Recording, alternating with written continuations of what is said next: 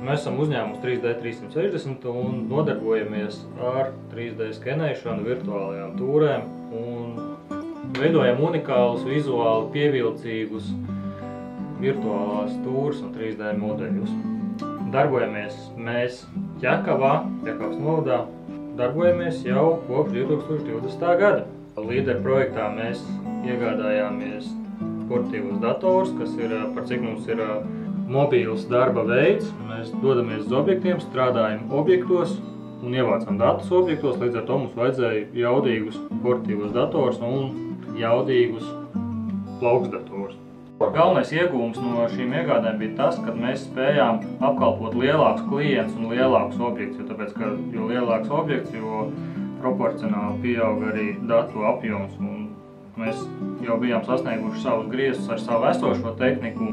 Mēs plānojam vēlreiz pieteikties šim projektam, jo mēs pieteicāmies 22. gadā. Un šobrīd ir tehnoloģijas gājis priekšu, un šobrīd mums ir jaudīgāki skeneri, kas ievāc daudz vēl vairāk datus. Pieteikties šim projektam ir ļoti vienkārši, jo ir ļoti atsaucīgs personas līderu projektā. Vienmēr var kādam pazvanīt un neviens, tā teiksim, neatstās bez atbildes, tev neatstās bez palīdzības, neatstās vienatnē.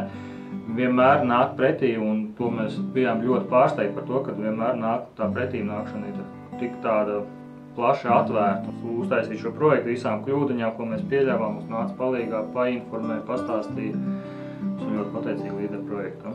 Mans ieteikums tiem, kuri plāno pieteikties, ir vienkārši spērt pirmo soli un sazināties ar līderu projekta cilvēkiem.